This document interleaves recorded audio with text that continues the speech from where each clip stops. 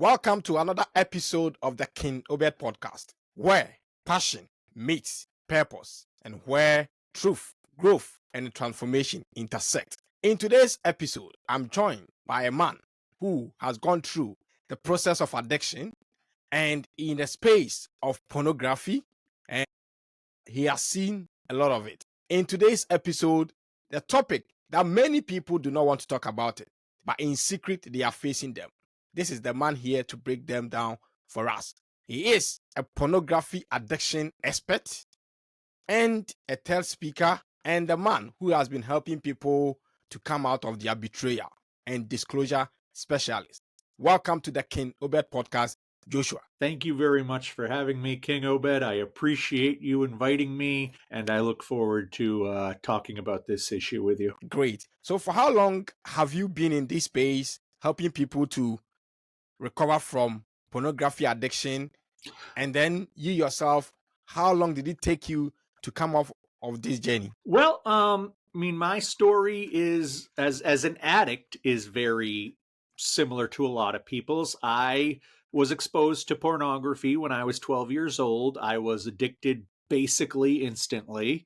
And then I wasn't, no matter what happened in my life, no matter what changes or where I was, whether I was dating people or married, whether I was in school or at work, whether I had kids or didn't have kids, for 24 years, I was addicted to pornography.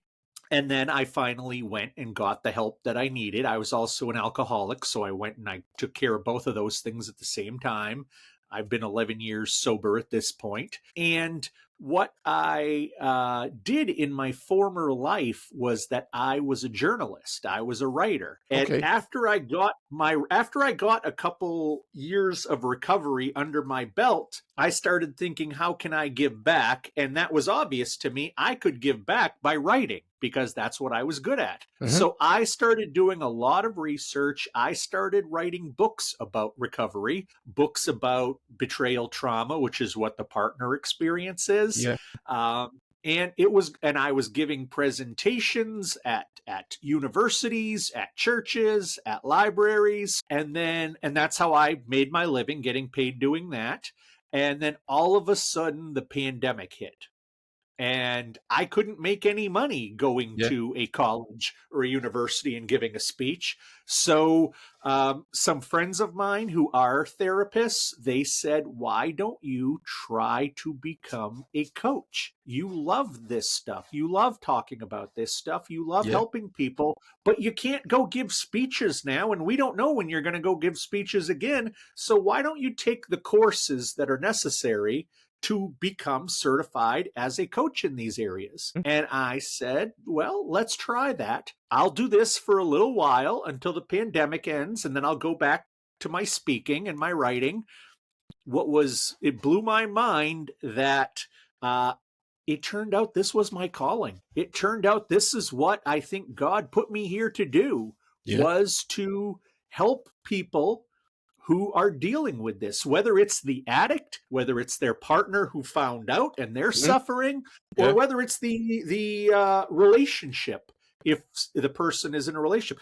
I truly believe that this was what I was put on earth to do. It wasn't to be a writer. It wasn't to do anything I did in my past. That was just about me learning skills and collecting skills to bring me to where I am today, which is a full-time coach able to help men and women mainly with their pornography addictions. And while I know it sounds like a crazy job, having been there myself, Yes, I love helping people in a way that I wasn't helped, because when I started this 11 years ago, there were no pornography addiction coaches. People were barely even talking about pornography addiction. And I thought, I can go on podcasts. I can go on social media. I can write these books. I can give these speeches. And now one-on-one, I can help people. And this makes me feel like my journey through hell early on when I was an addict was not in vain. I had to go through it so I could share my story and help other people. Wow. So you had to go through it so you could share your story to help people. So tell us in simple terms for those who will be watching and listening to us, when we say pornographic addiction or pornography addiction, what actually does it mean? Well, I think that we all know what pornography is. Mhm. It's that stuff that is made strictly for sexual relief purposes, Yeah. strictly for you to engage, sometimes use it as a surrogate for the real thing. But we know what pornography is. Bigger than that is social media, is the Mhm. regular media, Yeah. is the sexualized media that we get out there. You can be just as addicted to that. In fact, I don't really love the term pornography addiction, Mhm. because if you're addicted to girls in bikinis, that's not pornography. You can see that at the beach. If you are looking at women fully dressed head to toe, if they're wearing a burqa and just their eyes are showing, Yeah. but that's what you find sexy, and you can use that, pictures of that or videos of that, the same way that you use traditional Mhm. pornography. So really what it is, and it's not that you or I as addicts may have, we're not addicted to body parts. We're not addicted to beautiful women. Okay. Women who are addicted aren't addicted to good-looking men. We're addicted to the chemicals that are created in our head when we are using this stuff. Okay. Addiction is addiction is addiction is addiction. Whether I'm a porn addict or a food addict or a cigarette addict or a video game addict, the Mhm. exact same thing is happening in the head. And that is that a dangerous amount of what are known as the pleasure chemicals, dopamine, oxytocin, serotonin, all of these chemicals that are released naturally in your life, well, you have found a hack to get Okay. more of them. In fact, when you're a pornography addict, you can create 4 times the amount that you're supposed to have. Really? When you're a video game addict, you can create 4 times the amount you're supposed to have. And you think, well, if one piece of cake is good, 4 pieces of cake are great. Yeah. Until you start eating those 4 pieces of cake and you start to get sick. Yeah. And Yeah. that's what it is. To me, addiction is simple. It's when you continue to engage in a behavior Mhm. or a substance Mhm. that while you objectively can understand this is going to end very badly, you cannot stop yourself from doing it, and it starts to have negative impacts on your life. That's what addiction is to me, whether it is gambling, whether it is alcohol, whether it is food, whether it is porn. It's kind of all the same thing. And what I tell people, Obed, is that at 12 years old, nobody was letting me into a casino to gamble. At 12 years old, I didn't even know where to go to get real drugs. At 12 years old, nobody was selling me cigarettes. At 12 years old, the only thing I could get my hand on at that point, because we're talking about the late 80s, Mm. was dirty magazines. As a 12-year-old, I could get those. Yeah. So what was I going to I had trauma when I was young. And these magazines made me feel better. So I thought I got hooked on the naked people. I thought I got hooked on the self-pleasure, when really what I learned was I got hooked on the good feeling those chemicals give you. Okay. Okay. That's really what addiction is. And it doesn't matter what you're addicted to. It's not like, it's not, if you're a food addict, if you weigh, 5 times more than everybody you know, it's not that you like candy or you like cake more than the next guy. It's that it affects your brain in a different way. And when you're a porn addict, seeing pornography or seeing sexualized media affects your brain in a way that it doesn't affect most people when they look at it. Most people are just looking for a quick fix. They're feeling a certain way. They go deal with it. They move on with their life. That's not how porn addicts are.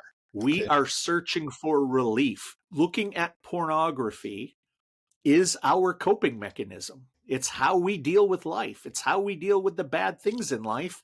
And it doesn't really have to do very much with the images on the screen. It has to do with the chemicals that are created. That's what we're after. Okay. So it means that it has a real measurable impact on the brain. And as a result, it's able to produce an increased amount of these chemicals like the serotonin, oxytocin, dopamine.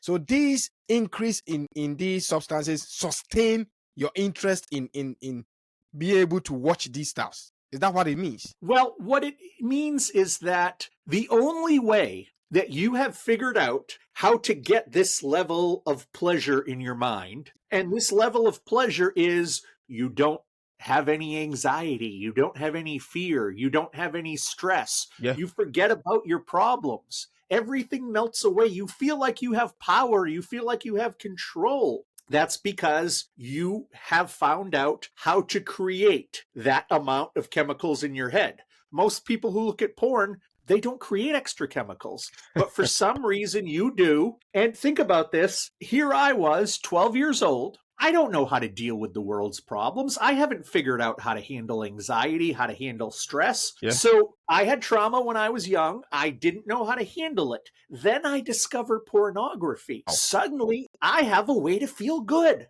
And not just because of that trauma, but if a teacher is mean to me at school, I can go home and use. If a kid is bullying me, I can go home and use. If my parents, whatever's going on with them, if I'm not handling it well, I can go use. So what happens, and this is why younger kids are the ones who get hooked, is because I didn't have coping skills. I didn't know how to deal with the world on the world's terms.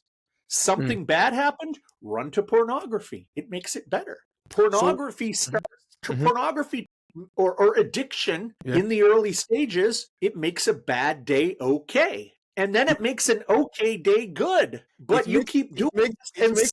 It makes a bad day okay and an okay day good. Yes. But it stops working eventually. So you have to look for more. You have to find weirder stuff. And it gets to the point where you start to realize this isn't helping anymore, but I can't stop doing this. Many of the clients I see now as a coach, men and women, they will tell me, I've been doing this for 10 years, 15 years. I don't even care about the bodies anymore. I don't even remember what I looked at 5 minutes after I'm done. I just need the chemicals. I wish I could hit a button and just get them. I don't want to spend the time looking at porn. I don't care about the naked people anymore. I just need this relief. Much like someone who is an alcoholic doesn't care about the flavor. Someone who's a gambling addict doesn't care about a casino or all the lights. It's about getting those chemicals. And for somebody who is a porn addict, it's not that they're a pervert. It's not that they were molested as a kid. It's not that. It's none of these things. Anybody can be a porn addict. Anybody from any background can be a porn addict. And it just happens that for a lot of us, especially these days, because everybody's carrying one of these, is that we all have access to this stuff. And that's why we're seeing the numbers blow up.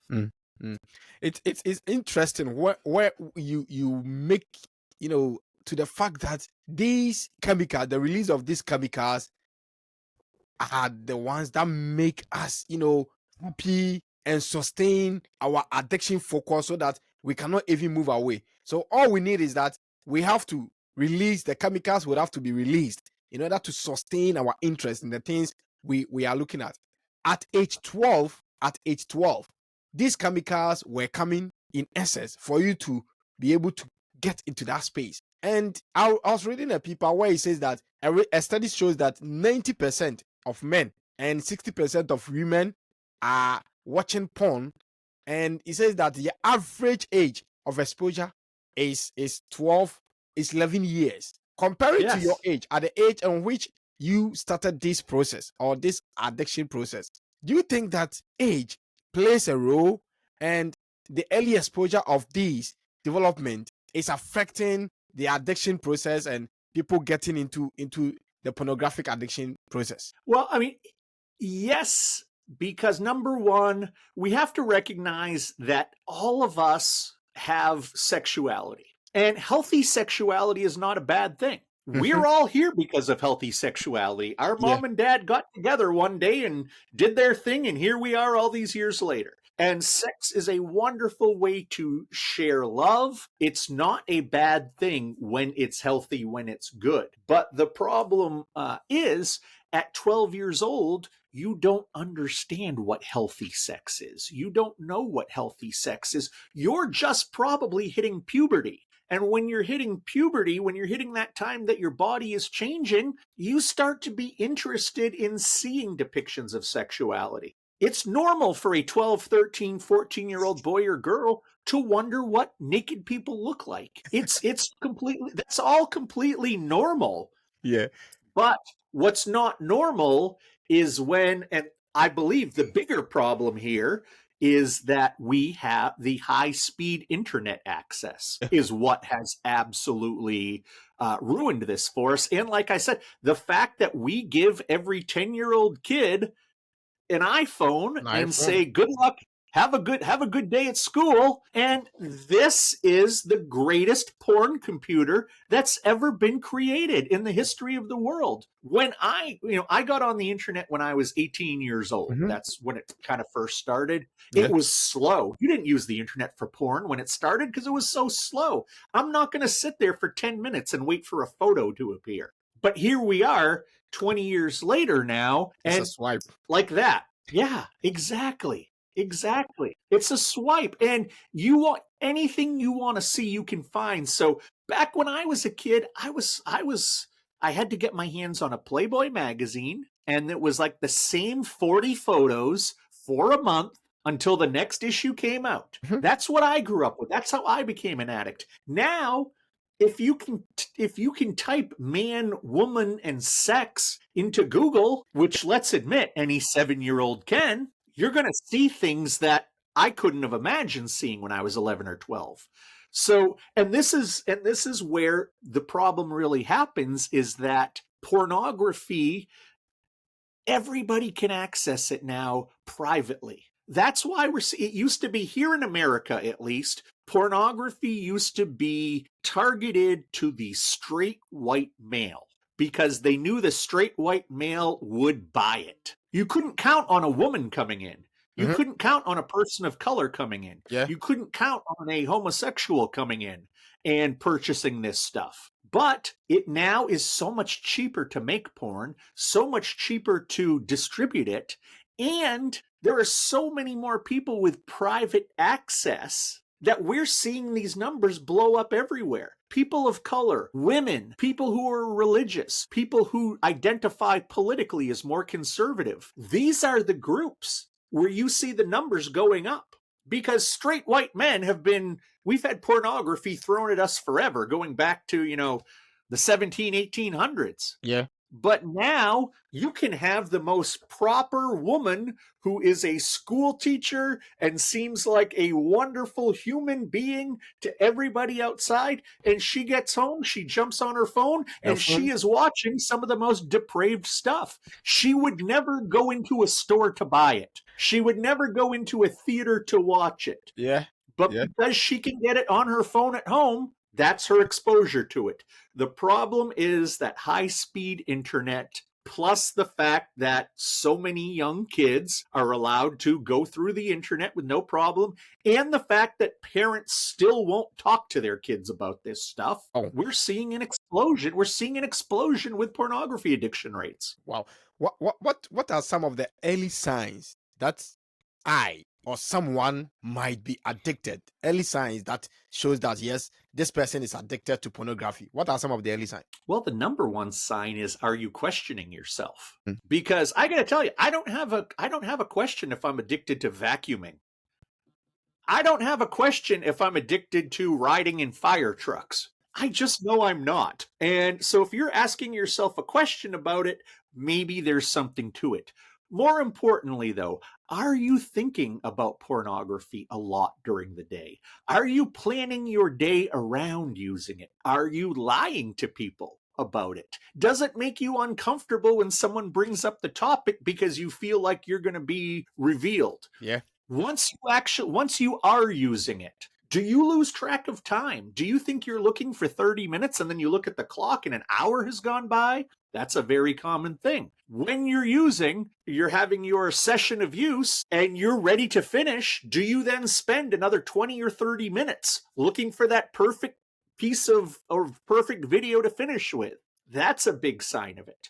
Is your libido, your desire to have sexual relations with people in real life, is that dropping?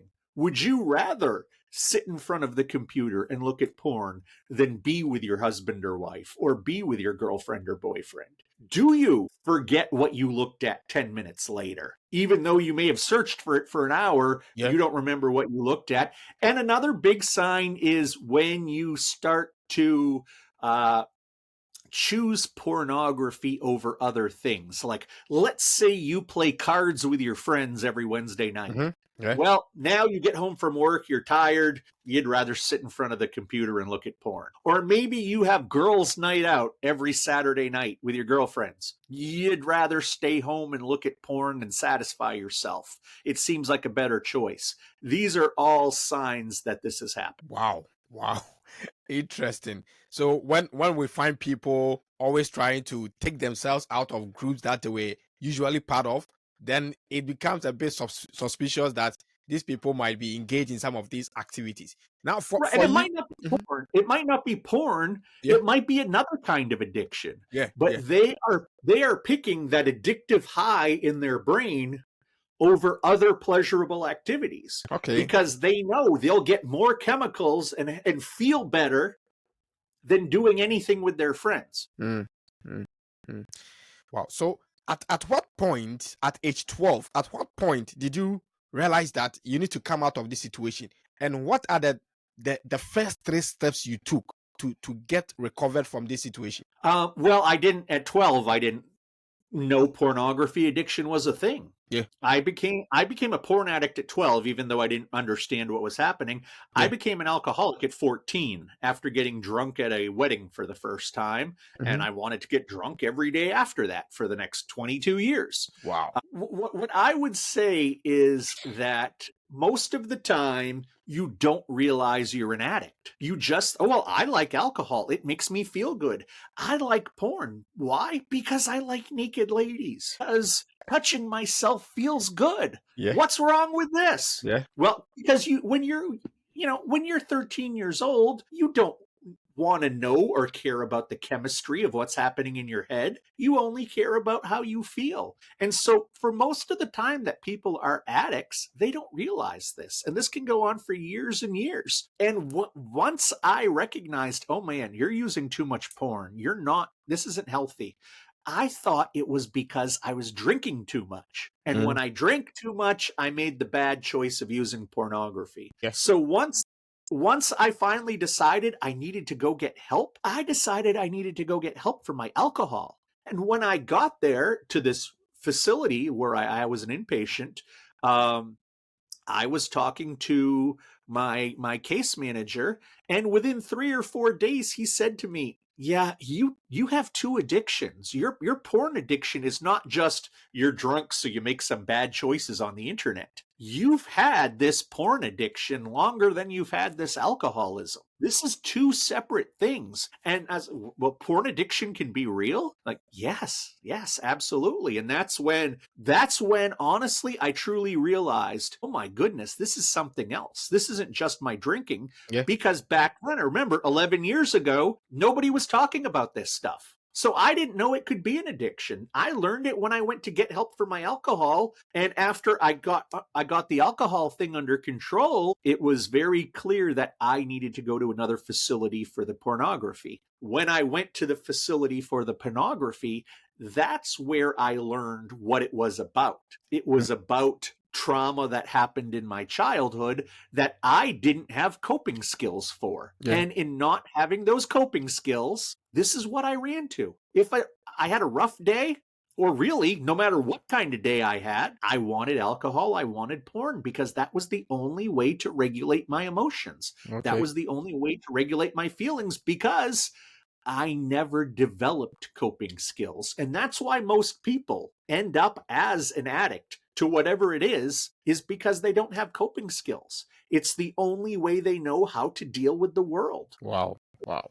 Wow. So these are some of the steps that you took to recover from your addiction. Yeah, and what I had to do was the biggest moment was when Mhm. I had to say, okay, I can't do this on my own. And when I deal with my clients these days, that's the first thing we have to talk about is, okay, you've been trying to quit for 6 months, or you've Yeah. been trying to quit for a year. What you're doing isn't working. And what I tried to do to quit alcohol didn't work. I needed to finally just say, I don't have the answer. I need to seek out people who have the answers. And then I need to follow what they say, because they're the smart ones. They're the experts. They're the ones that have the history with this. Okay. And so I put my ego down. Yeah. I put the I'm strong. I know what to do. I can quit anytime I want. Well, that was a bunch of, turkey. That Yeah. was not the case. And so I finally said, okay, Josh, you don't have the answers. Find people who have the answers. And that was the first step to me really becoming healthy, was accepting the fact I couldn't do this alone on my own. That I was sick, not because I was a bad guy, Mhm. not because I was an immoral guy, not because I was some kind of sex freak. I had problems when I was a little kid that I didn't know how to deal with, that I couldn't handle, that were too big for a little kid to deal with. And not having the tools to deal with it, I happened to find pornography right at that time. And the pornography didn't actually help me deal with it. All it helped do was numb me to the point that I didn't think about those things. And Wow. Mhm. you can't do that forever. So people get addicted because probably they might have some underlying condition or problems that they need to resort to something to be okay, and that is how come people enter into this space of addiction. And for you at that point, what was the role of your parents? Were they aware that you were into this space or into this addiction behavior? Were they aware? They knew that I drank too much because they'd seen me drunk. They'd heard stories from my wife or my kids or my friends. They knew that I had a drinking problem. It's hard to hide a drinking problem. Yeah. You slur your words. You smell like alcohol. You say stupid stuff. Yeah. You text people in the middle of the night that you shouldn't. It's hard to hide the fact you're an alcoholic. It's easy to hide the fact you're a porn addict. Yeah, porn addict. It's very easy to hide that. So nobody had any idea. My wife, we were married for 10 years before I went and got help. She knew that I looked at porn here or there, and she didn't have a problem with it. She's like, boys will be boys. And she thought I looked at porn the way that most healthy people do.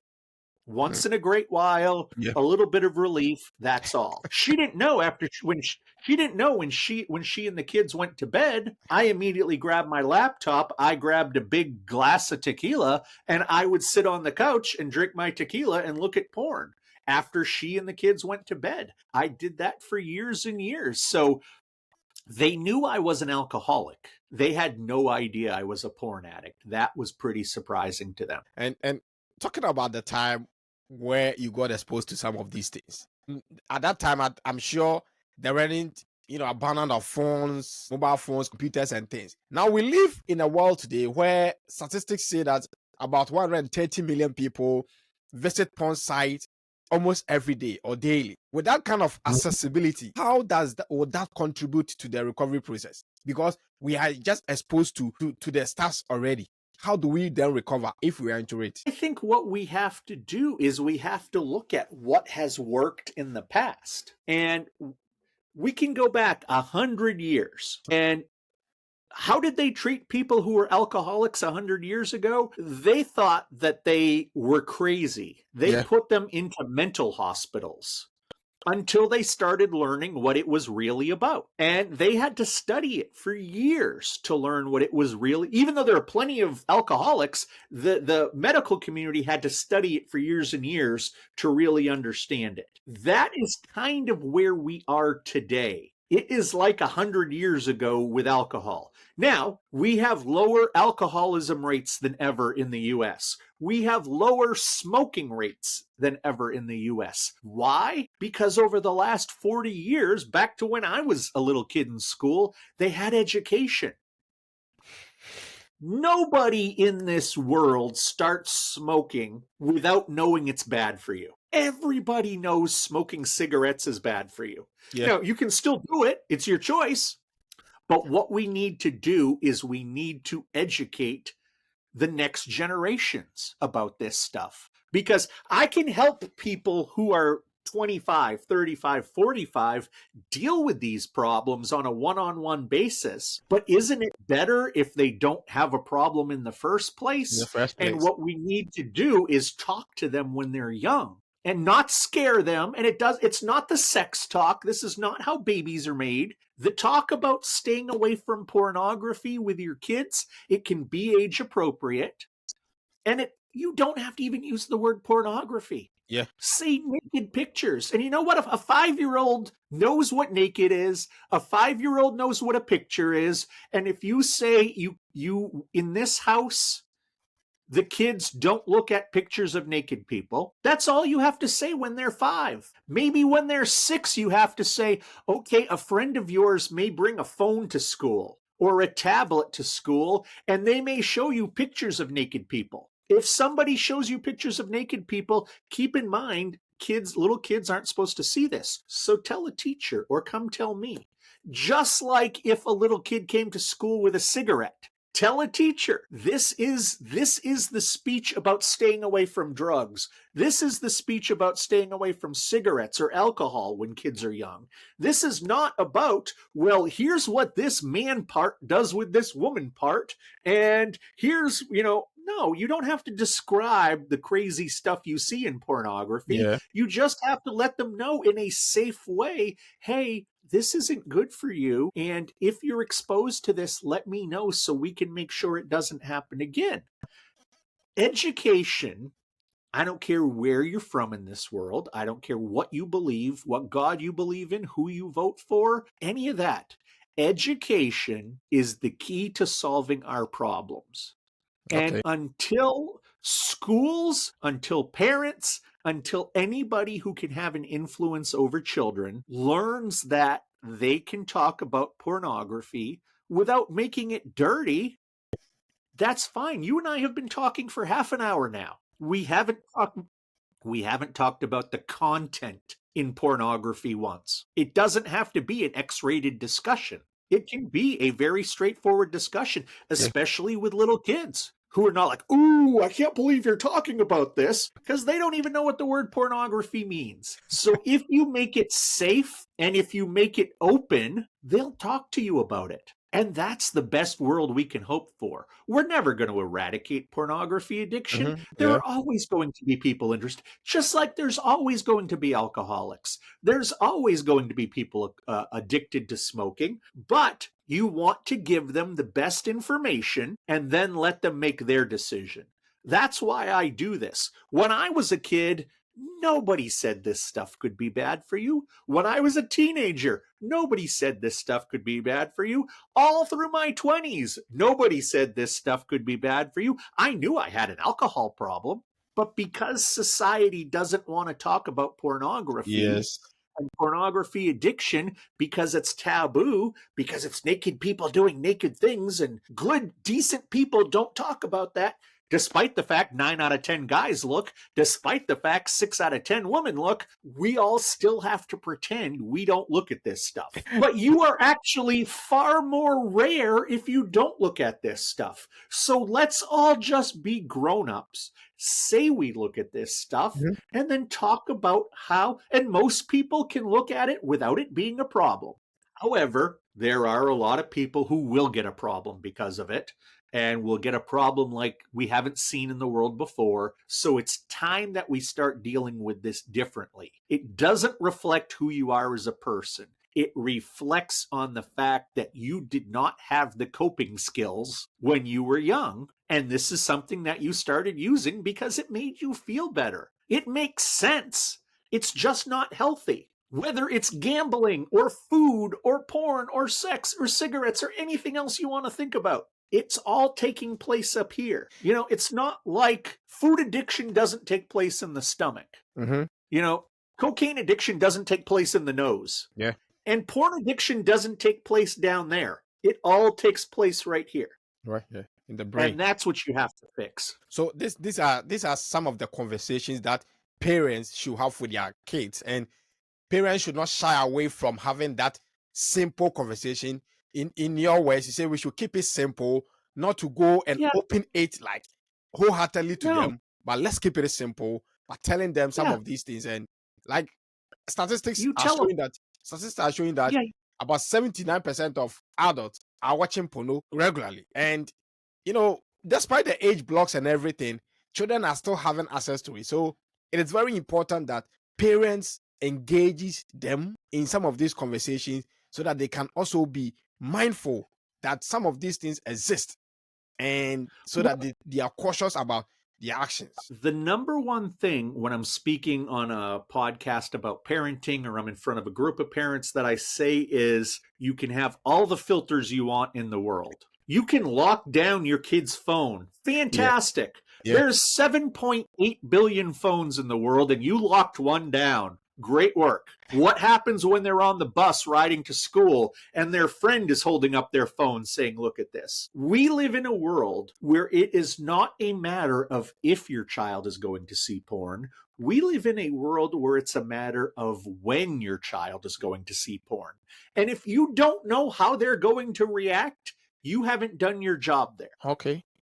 So it's no more a matter of if, it's a matter of when, because whatever it is, your child will be exposed one day. Whether, if not a phone that you've given to the child, if not on your phone, it's going to be from another person's phone, a friend's phone, or maybe elsewhere. Yeah. And we have to recognize, yes, we all know that there are those websites that show this stuff. But there are a lot of websites you would think doesn't have it and do, because hiding it on websites like Reddit, hiding it on websites like Pinterest, hiding it on Spotify.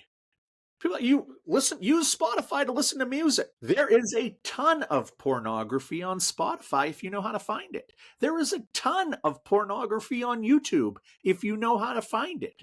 There's pornography everywhere. You can try to lock it all down. And the one thing that we always know is that the generation that's comes after us is always going to be more technologically savvy than us.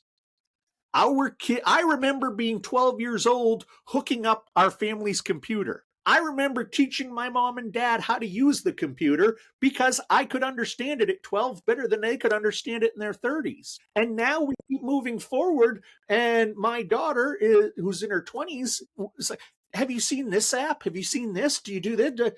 No. You know, this guy has 10 million followers on YouTube. Great. I don't know who he is. I've never heard of him because I don't watch YouTube regularly. But the kids know them. And that's one thing parents have to recognize, is that your kids are going to be curious. Your kids are going to be sexual people.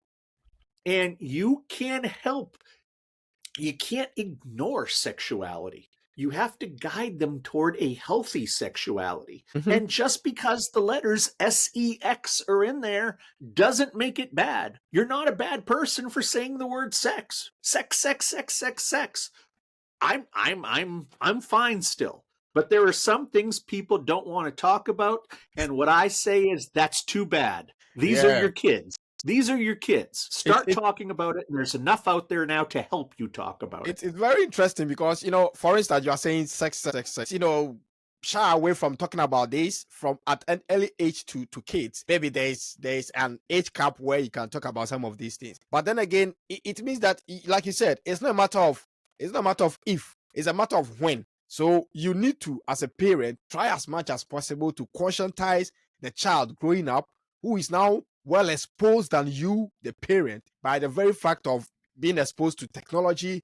And these things are just like we said, it's just like a swipe away or a flip away. The thing pops up. How does the child control his or her mind, his or her brain, in order not to overcome her, that she will find herself in that kind of situation, and then she becomes addicted to the process, and she can't get away from it. So these are conversations, real-time conversations that we need to have with kids, so that they can also stay away. They don't become addicted at an early age, and then also cause other people to also get addiction as well. Right. And while you tell a 5-year-old you don't allow anybody to take a picture of you with your clothes off, and you're not allowed to take a picture of anybody with their clothes off. Okay? Okay. And then you're done.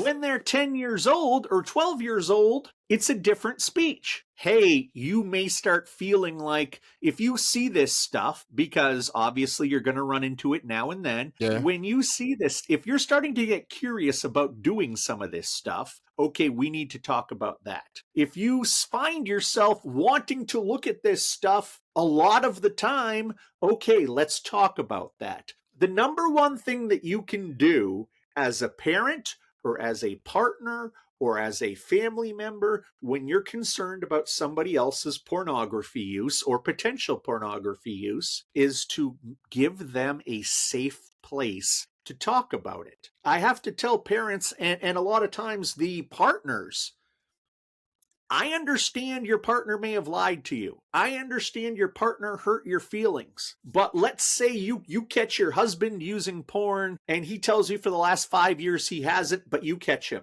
If you start screaming at him, you're a loser, you're a pervert, he's not going to feel safe. He's not going to talk about why he's doing this. If he has a problem, if he has an addiction, that's beyond his control. If you make the place safe, if you make your environment safe for him, if you make your environment not judgmental, if you don't shame him, he'll be more apt to talk to you about this. He'll feel safe with you, or she'll feel safe with you. No matter how if you think porn is the most disgusting thing in the world, that's fine. But you can't make that person feel like they are the most disgusting thing in the world. They have to feel safe to express themselves to you. And like I said, whether you're a parent, whether you're a partner, whether you're a concerned friend, you have to be able to step back, put your personal feelings about pornography aside, and say, I'm here to help you. Yeah. Yeah. That's all you really can do. So in terms of that, let's say, for instance, like couples or parents or between a child and a parent, like if one of them is addicted and then the other person wants to disclose this kind of thing to the other person. You specialize in disclosure, some of these things, you help people disclose it to their partners.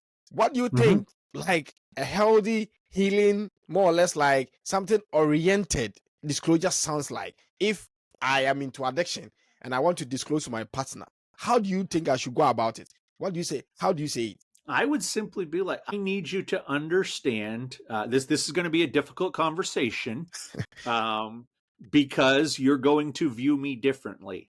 But I need you to understand that I have been dealing with addiction for a very long time. And it has nothing to do with you, because that's the number one thing the partner always thinks. It has to do with them. And it never does. I have been handling problems. I have been keeping things secret. And I have been using pornography to try to cope with my life. And I don't want to do that anymore.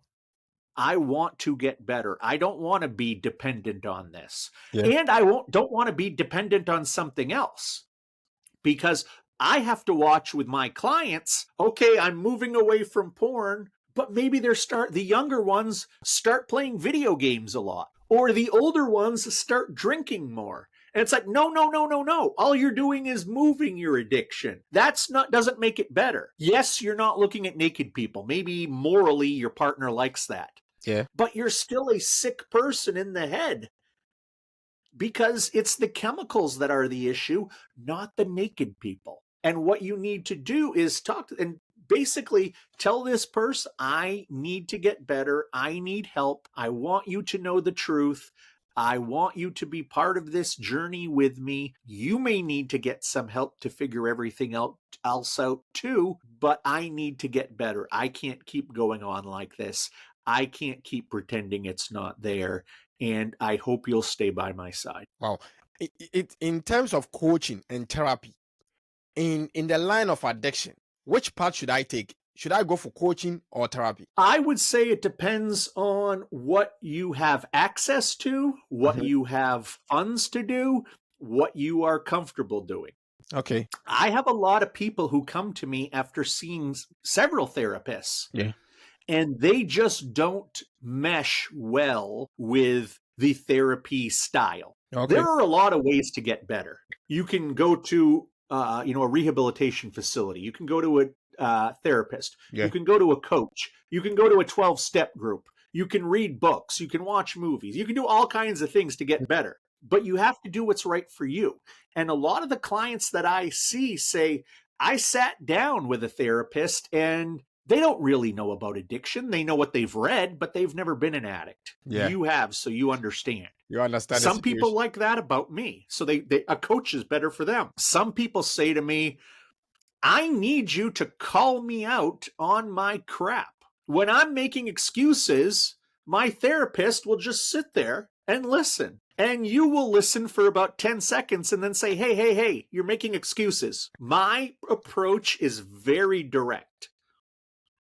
It's like a coach of a team. I'm not going, let's say that I am the coach of a basketball team. I'm not just going to say, here are the basketballs, there are the nets, go figure it out yourself. Yeah. That's what a lot of therapy is. Figure this out yourself. I will guide you there. I am more hands-on. I am like, let's take the basketball. Let's go to the free throw line. Here's how you stand. Here's how you throw it. Now you try. Okay, well, nope, you didn't do it. Here's why you didn't do it. Let's try it again and try it again. It's a different mode of getting better that works for some people. And I tell everybody, you should try everything. Go to a therapist, go to a coach, go to a 12-step group, get a book on this, listen to a podcast on this, figure out what clicks for you. Because the one thing I can say is whether it was me in recovery or whether it's now, and over 5 years, I've helped over 600 people. No two people recover the same. Yeah. You recover your way. So the best thing to do is try a little of everything, find out what works for you. I tried 12 steps, gave it a really good shot, was there for about 6 months. It just didn't blend with my personality. And I know it has saved people's lives. It just wasn't going to save my life. I found the relief I needed in therapy. Some people find it in therapy, some people, and as a coach, I charge about 1/3 of what a therapist charges. As a coach, you can have a session with me tomorrow, where with therapists, it might take a few weeks to get in there. So there are advantages to seeing a coach versus a therapist.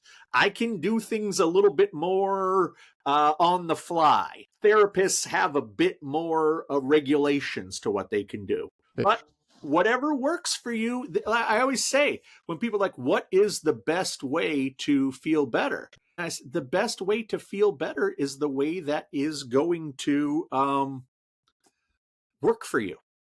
And it may not be the way it works for me. So it's relative. It depends on your situation and what you think will work best for you as an individual. What I say is, I describe it like a buffet. You and your friends go to a buffet. There's 50 different kinds of food there. Yeah. You're all hungry, but you all get your plate and you go around and you pick out what you want. You all sit down and you all have a different plate. But at the end of the meal, none of you are hungry anymore. Different things work for different people. So you should try everything. And if you pick something off that buffet and you try it, you're like, ugh, well, then you don't eat it. You do something else. But the more you try, the more options you have. Okay. So you see, when in terms of porn addiction, a research shows that a higher percentage of people are into porn addiction, and the fact that these people, it tends to affect their relationships and marriages. And even, for instance, even in the US where you are, a research showed that about 68% of divorce which occurs are as a result of porn addiction or online affair. How do you think, or what do you think is the impact of porn on marriages and relationships? Well, it's terrible. And here's the thing, though. I will tell you what the bigger problem than the porn is. Mhm. It's the lying about it. It's the lying about it. When I sit with my clients who have been betrayed, and we talk about this, they will always say, if he or if she would have just come to me and said I have a problem, yeah, maybe I would have been like, oh my God, porn? But they lied about it for so long. For so long. Many of these people ask about, do you look at porn? Nope. No. Do you masturbate? Nope. No.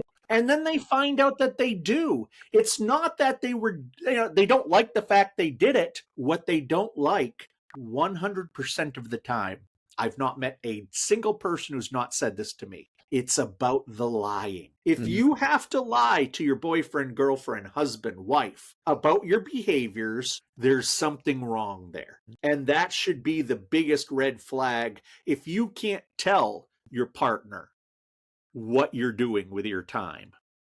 Okay.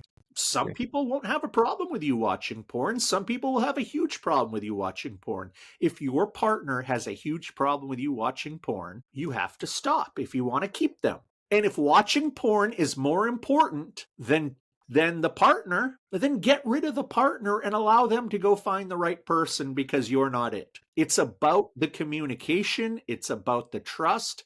It's about the lying. Yes, they don't like the fact they're looking at other women or other men, but that's an emotional response. Ultimately, it's about the fact that they were deceived. So if someone discovers that the partner is in this addictive process or is a porn addict, what are some of the steps that they should take? Maybe emotional or practical steps that they should take to help the other person or to even help themselves as well? Well, first is to recognize there's only so much you can do. You cannot live another person's life. You cannot solve another person's problems. All you can do is let them know, hey, I know a little bit about this. I've learned a little bit about this. And I think you are showing signs that you may have a problem with this. You can agree or disagree with me, but I want you just to be aware that you may, and I hope you'll think about it. If you decide that you have a problem with this, I'm here to help you. If you decide you want to get help, I'll help you find it. If you need somebody to talk to, I'm here for you. If you need a ride to somewhere to get help, I will go with you.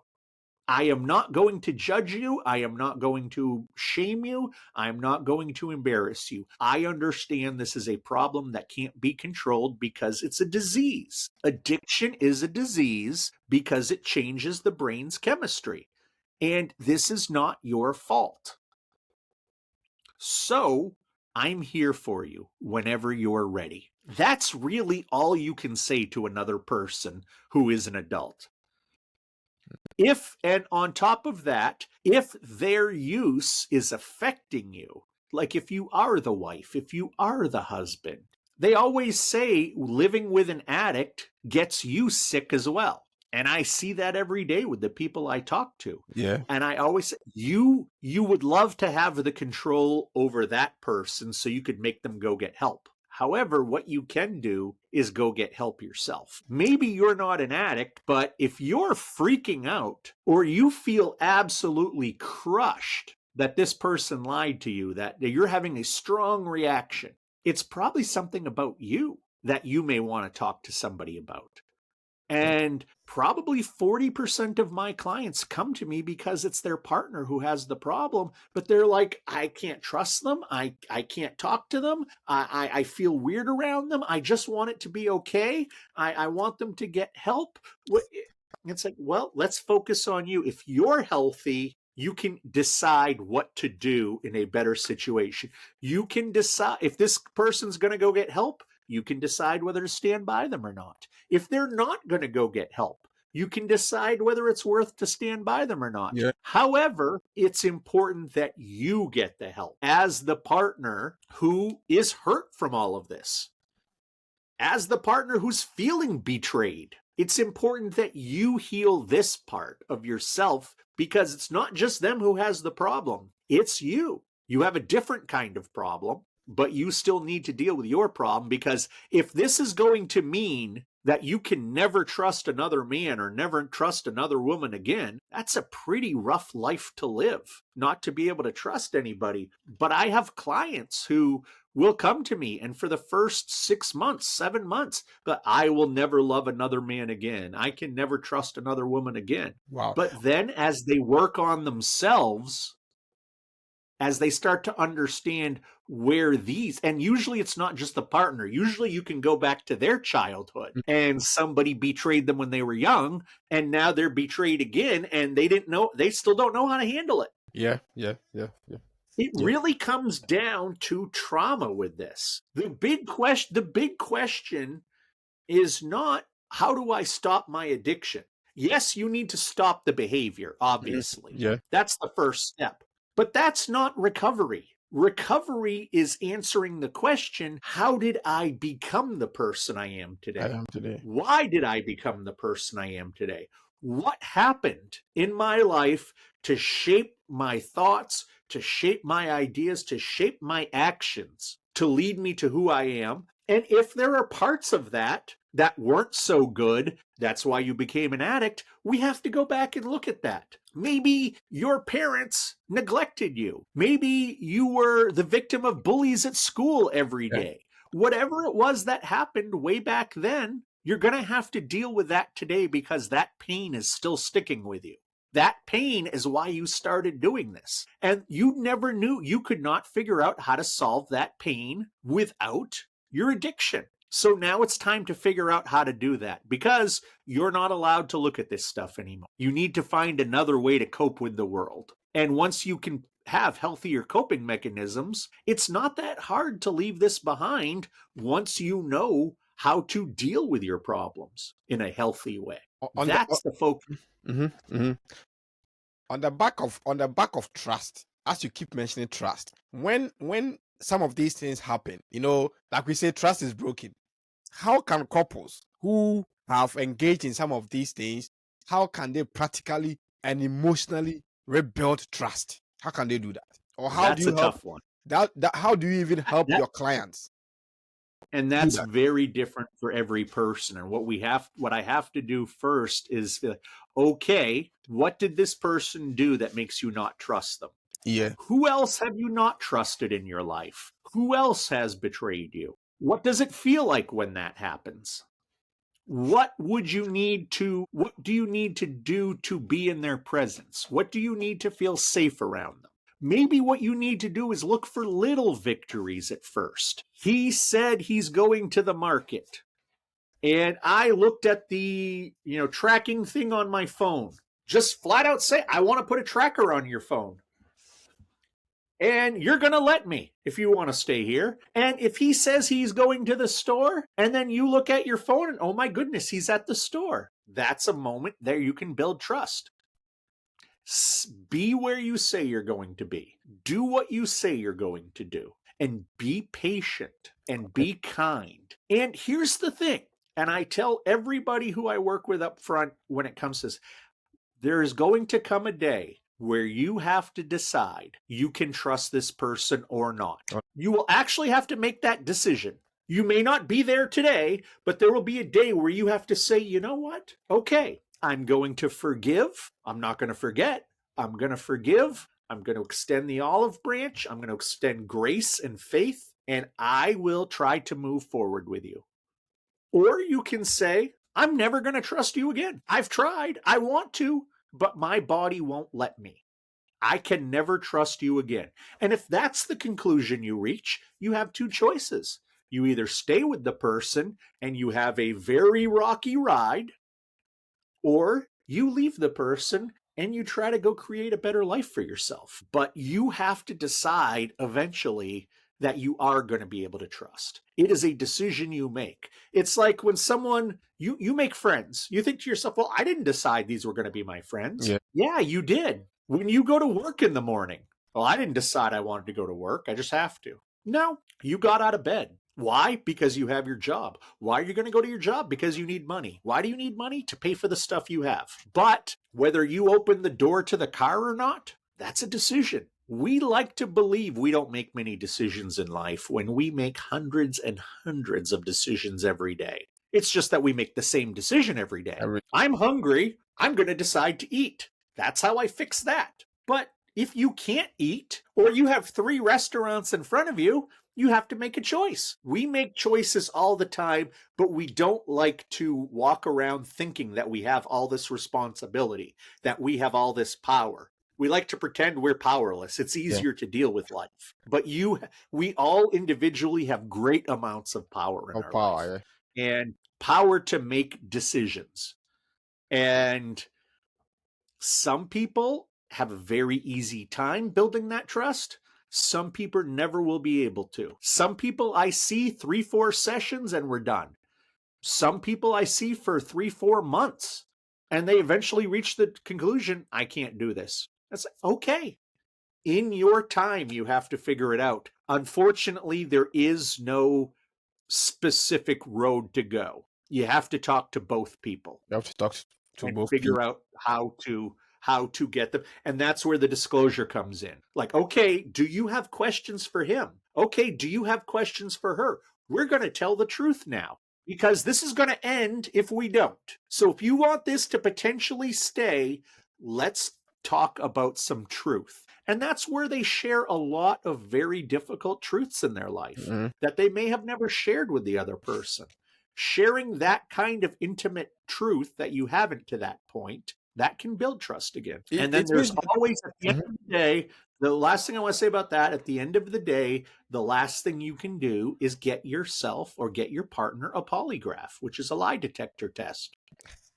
And I have seen this in so many of my clients where it's like, I just don't know if I'm ever going to be able to trust him. Yes. Okay, well, what if a separate person hooks him up to a machine, asks him these questions, and they say they're telling the truth? Will that help? It always helps. Because scientifically, they now have a piece of paper saying they're telling the truth. And now you don't have to take their word for it. You have a third person who says, yes, they're telling the truth. Wow. And that often helps if you can't move beyond it. So those relationships, do they actually come back stronger and better after such a deep betrayal? Yeah. Yeah, a lot of them do. Mine did with my wife. I've been married now 22 years, and basically half the time I've been married, she didn't know about my addiction, and then half the time she has known. And we get along better. We have more respect. We have more truth. We have more, we just enjoy each other so much more now that this isn't the big hidden thing in the closet. You know, when people often ask, what is the best thing about not being an alcoholic or a porn addict anymore? I don't have to remember my lies. I just tell the truth all the time now. I don't have to remember my lies, and that makes life so much easier. And you know what? If you don't like my truth, you decide what to do with that. That's not my problem. That's not my problem if you don't like my truth. In your many years of coaching people, helping people recover, and then this betrayal trauma that people go through to be able to discover or disclose some of the things that they've been hiding for years to each other in order for them to build trust again. You've done this for a number of years. What would you say that is a true freedom from pornographic addiction? And what does it actually look like if you say that I am truly free from pornographic addiction? What does it actually mean? I do not have urges. I do not have triggers that make me want to go use. I don't have a desire. I don't have that inner magnetic pull to go use because I need those chemicals. I have created a life for myself where I don't need those chemicals. Now here I am 11 years later. You look at pictures of me from right at the time that I was just starting to quit. I look older than I do now. I look more unhealthy than I do now. Physically, mentally, emotionally, socially, creatively, sexually, spiritually. I am healthier and happier in all of those areas than I ever was when I was an addict.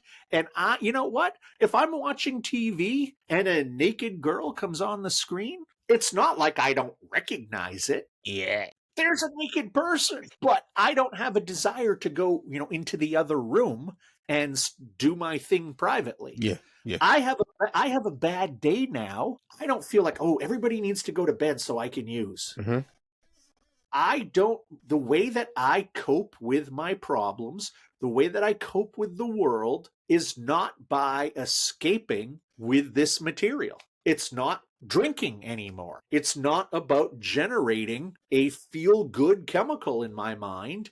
I have learned the tools to deal with the world on the world's terms, which means sometimes I'm mad. Sometimes I'm sad. Sometimes I'm frustrated. Okay. It's natural to feel good. It's natural to feel bad. But now I know how to cope with all of my emotions. I know how to cope with the situations that unfold in life without having to run to that to regulate my feelings. So do let's say accountability softwares or screen blockers, do they help in trying to control this, or they just delay the real work that needs to be done? Do they help? Well, they can. But it's like I say, if you have 50 dogs in your neighborhood that are vicious and you build a fence, that's great, but you didn't stop the dog problem. Yeah. Okay. The dogs are still there. They're going to knock down the fence eventually, probably. You're going to have to deal with these dogs. You can try to block this stuff, but that doesn't fix anything. It's like a lot of people say, well, I just want to quit. I don't want to go and do the trauma stuff. I don't want to do the therapy part of this. Yeah. I don't want to go deep. I just want to quit watching. And it's like, well, then stop watching. That's the easy part. Take somebody who weighs a great amount take somebody who weighs, 600, 700 pounds, one of those TV shows, documentary shows about one of those hugely obese people. Let's say that they eat candy all the time. So they stop eating candy for 30 days. Maybe they lose a bunch of weight. That's great. But at the end of the 30 days, what have they achieved? All they've done is starve themselves of the candy. If you go 30 days, 60 days, 90 days without using pornography, that's great. But what has changed, really? That fat person still wants to eat candy. At the end of 30 days of not using porn, you still want to use porn. What you have to do is the hard work to figure out, how did you get here? This isn't about the porn. This is about what has driven you to use the porn. That's what we have to remember, is it's not about naked people doing naked things. It's about you looking for relief. And you're not going to get relief just by starving yourself. No. You have to figure out why you became that person in the first place. And like I said, it doesn't mean you're bad. It doesn't mean you're perverted. It doesn't mean anything's wrong with you. It means that something happened when you were young. You didn't have the capacity to deal with it. You discovered pornography around the same time, and it just hit you in a way that nothing ever did before. And you think it's great for a long time. And then you get to the point where, oh, this is actually a bigger problem than the other problem. Yes. That's what we have to do. I've really enjoyed this conversation, and it's a social issue that I think that constantly, continuously, we need to be engaging ourselves in, because whether we like it or not, it's in the system and people are doing it. And so we need to educate them, like we are talking about. Now, you realize that over 50% of pastors admit that porn is a challenge in their churches. And for those in the faith-based spaces, like pastors, youth leaders, and staff, who are struggling with some of these things, what is your advice to them as a coach who has done this for quite a number of years, and you being a former addict? What is your advice to them? Faith is wonderful. Belief in something bigger than you is wonderful. Yeah. That can be the foundation for change, but it can't be the only part of it. Okay. You cannot pray addiction away.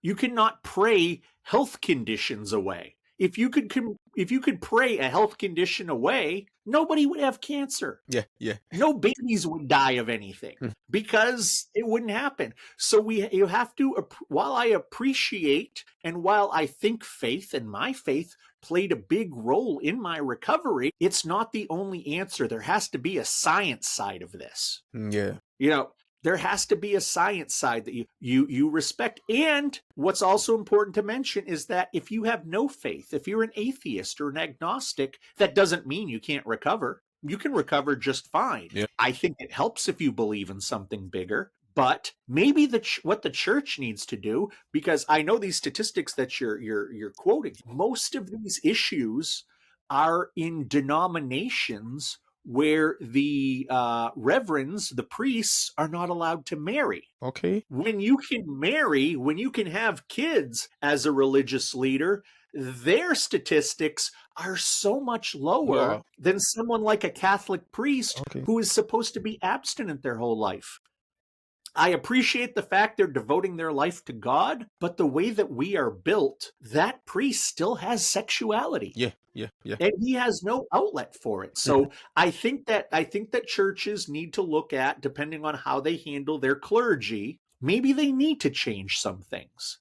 You know, the Catholic Church, with all of the molesting of altar boys back in the 70s and 80s, I really believe that happened because these guys did not have outlets for healthy sexuality. So they became sick sexually.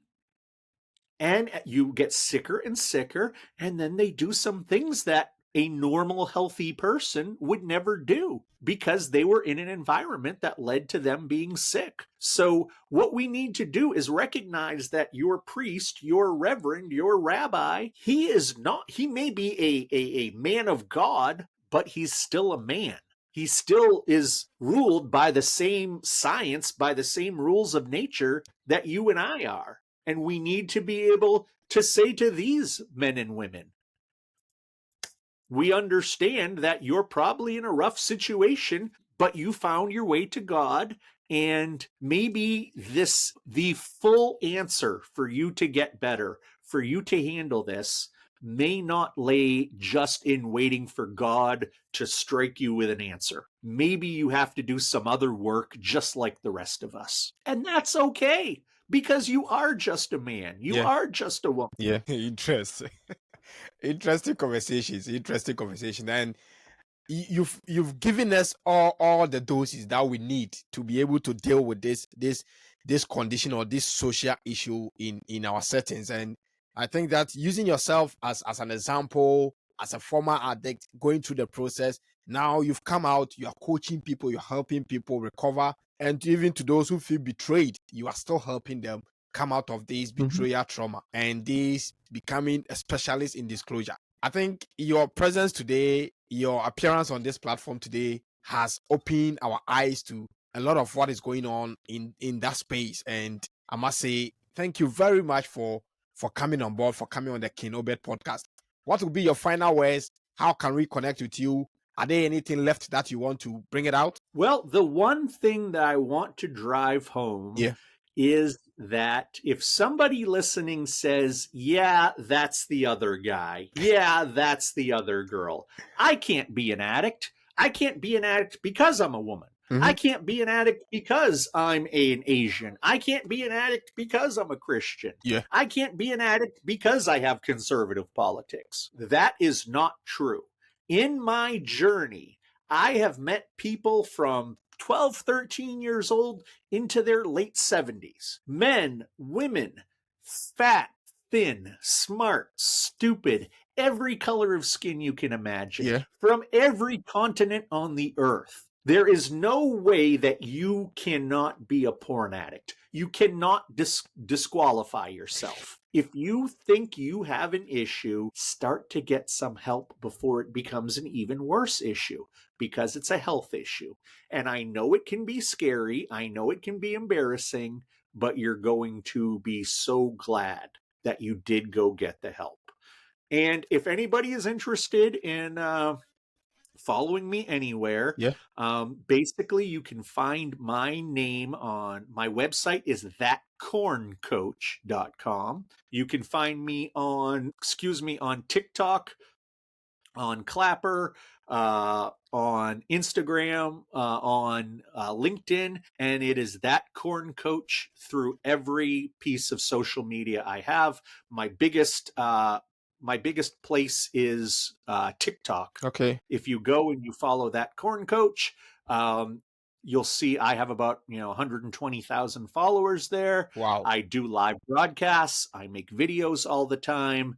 You can contact me through that way. So just go online and look for that Corn Coach, and you will find me some. Wow. This has been very powerful episode. Like I said, very eye-opening, and you using yourself as an example and giving us all the necessary stop gaps in between while we can deal with addiction, and then what actually is addiction, how we can control the chemicals that arise in our brains in order to sustain the addictive process and for us to overcome some of these things. And even for those who are partners, couples, what they go through, and then the betrayal stages and disclosing some of these bitter truths to each other, and also rebuilding trust again. I think you've done justice to some of these issues, and we are very grateful. Yep. I know listeners, viewers will make good use of these informations that you've shared on the platform today. So thank you very much for your time. This has been or is the King Obed Podcast. And this episode, as you requested, we've dealt with the addiction in pornography, betrayal, trauma, and also disclosing that to your partner, and all has to do with addiction in terms of pornography. Thank you very much for watching. This is the King Obed Podcast. We are on Facebook, we are on YouTube, we are on Instagram, we are on TikTok. Follow us and let us continue to be the better people that we aspire to be. Until we meet again in the next episode, say thank you. Bye-bye.